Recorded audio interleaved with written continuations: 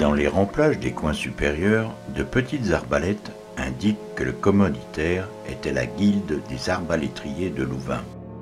L'œuvre, réalisée en 1435, a été installée dans la chapelle Notre-Dame hors les murs de Louvain. Au XVIe siècle, le tableau intègre les collections du roi d'Espagne Philippe II. La scène est une référence explicite à l'évangile de Jean, qui est le seul à indiquer la présence de la Vierge, des Trois Maries et de Jean lui-même. Au XVe siècle, les spectacles de rue, les mystères de la Passion, comme celui de la Passion d'Arras, sont très populaires. Le public cultivé, qui a lu la grande compilation de la vie du Christ, agrémentée de nombreuses miniatures, rédigées au XIVe siècle par Ludolphe de Saxe, dit Ludolphe le Chartreux, et le public illettré, partagent les mêmes codes iconographiques, leur permettant de reconnaître immédiatement chaque personnage. Ils sont représentés en grandeur nature, inscrits dans un caisson doré, comme s'il s'agissait de hauts-reliefs polychromes d'un retable. C'est un trompe-l'œil réussi, mais pas seulement. Ce que le spectateur découvre, c'est un tableau vivant, une mise en scène, comme sur les tréteaux d'un mystère. La descente de croix a déjà eu lieu. Joseph d'Arimathie, qui a obtenu de Pilate l'autorisation de mettre le Christ au tombeau, est déjà sur place. Il est aidé par Nicodème, richement vêtu. Un assistant est muni d'un pot d'onguent pour prodiguer les soins nécessaires à la toilette du défunt. Il y a toute une dynamique d'action dans ce tableau. 2 lignes de force à chaque extrémité.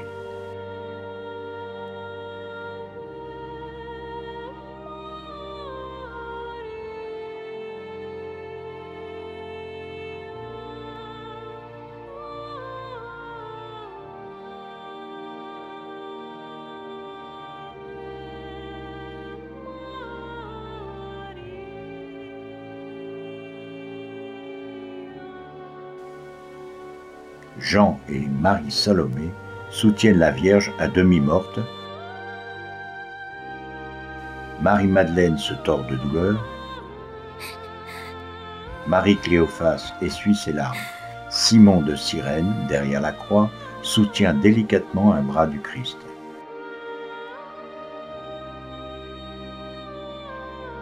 Joseph d'Arimathie et Nicomède marchent déjà vers le tombeau.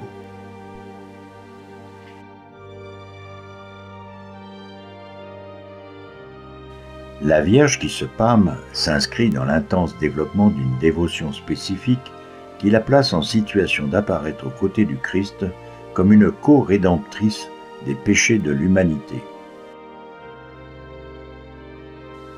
D'où la similitude de position des corps du Christ et de sa mère.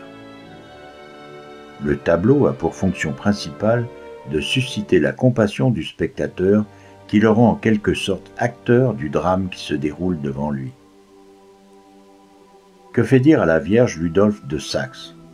« Puisque je me sens déjà défaillir, accordez-moi la grâce que je sollicite instamment de vous, celle de mourir avec lui en sa présence. » Ne semble-t-il pas qu'à ces mots la Sainte Vierge, absorbée par son immense douleur, soit devenue comme insensible, à demi morte, et que, ne pouvant plus se soutenir, elle soit tombée le visage dans la poussière?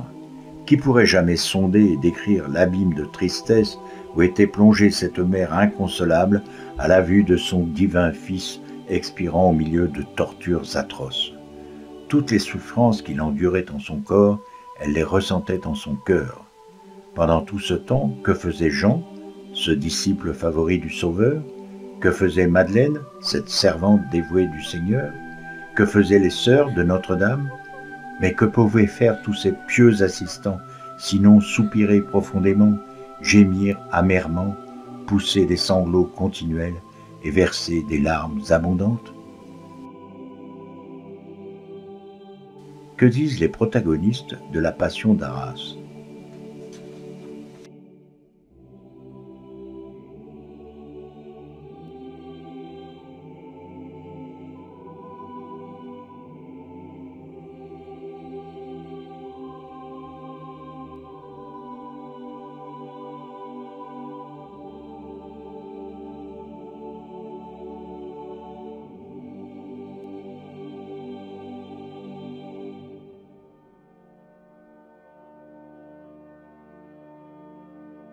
Comme dans les œuvres d'architecture improbable d'Escher, le haut de l'échelle est derrière la croix, tandis que le pied se retrouve devant.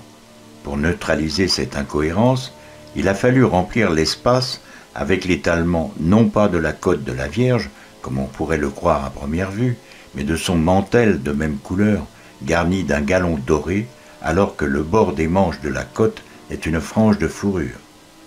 Tout au fond, près de la croix, on aperçoit la pointe d'un soulier de la Vierge, tandis que l'autre se trouve près du talon de Joseph d'Arimathie. En réalité, la composition est habile. Elle montre que Jean a relevé la Vierge effondrée au pied de la croix et l'a tirée un peu vers le devant de la scène. Dans ce mouvement, la Vierge a perdu ses souliers qui sont restés derrière. Autre détail, la coiffe de la Vierge, le périsonéum qui entoure le bassin du Christ et la coiffe de Marie-Madeleine sont faits du même tissu avec une bordure en galon ruché. Simon de Cyrène tient 2 clous de la croix et de son autre main soutient un bras du Christ. Le personnage aux lèvres charnues comme un Africain est quelque peu livide. Il est un mélange de références entre celui cité dans les évangiles et Simon le Noir de l'église d'Antioche dont il est question dans les Actes des Apôtres. Cette iconographie est assez rare. L'Orfroy de Marnhull du XIVe siècle au Victoria et Albert Museum et dans le dernier quart du XVe siècle le portement de croix de Biagio di Antonio Tucci au musée du Louvre. Le vent qui souffle fait flotter l'écharpe de Simon au-dessus de la tête du Christ, tandis que plus bas, au pied de la croix, aucun vent ne soulève le pan de la coiffe de Marie-Madeleine ou celui du suaire tenu par Joseph d'Arimathie. Cette apparente contradiction n'en est pas une si l'on considère qu'il s'agit de l'âme du Christ qui s'élève vers le ciel comme un souffle puissant. Le regard de Nicodème se dirige vers un crâne et nombre de commentateurs font référence à la légende farfelue de la présence du crâne d'Adam alors que cette assertion est absente des textes de l'époque. Que dit Ludolphe de Saxe? Le calvaire ou Golgotha est le lieu des crânes. Cette montagne était ainsi nommée parce qu'on y décapitait et pendait les malfaiteurs et qu'on y laissait leurs têtes et leurs ossements. C'est clair. Une copie de la descente de croix replacée dans un paysage montre des ossements éparpillés. Aucune allusion au crâne d'Adam. C'est grande pitié qu'une telle mort cruelle et injuste d'un innocent en ce lieu infect où pourrissent les restes des criminels suppliciés.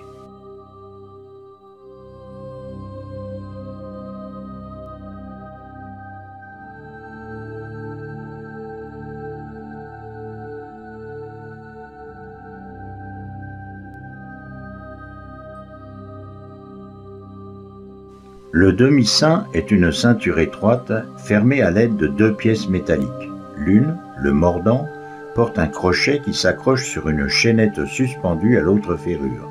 Le demi-saint est un signe d'honorabilité réservé aux femmes au XVe siècle. Des édits royaux en interdisent le port aux prostituées. La position des bras donne à penser que d'un coup de coude, Marie-Madeleine s'est débarrassée d'une cape gênante qui glisse encore sur ses hanches. Difficile de respirer pour Marie-Salomé. La ceinture en cordelette nouée sous les seins est si serrée, façon taille de guêpe, qu'on a du mal à croire que cela soit possible, à moins d'admettre que cet étranglement des côtes accentue la douleur et les larmes. Quelques plantes ne sont pas là sans raison. La fougère éloigne les forces du mal. L'ortie blanche rappelle la cruauté des hommes. Le pissenlit est le symbole de la mort et de la résurrection. La benoîte permet d'exorciser les lieux malsains. La zone principale du rouge, c'est Jean.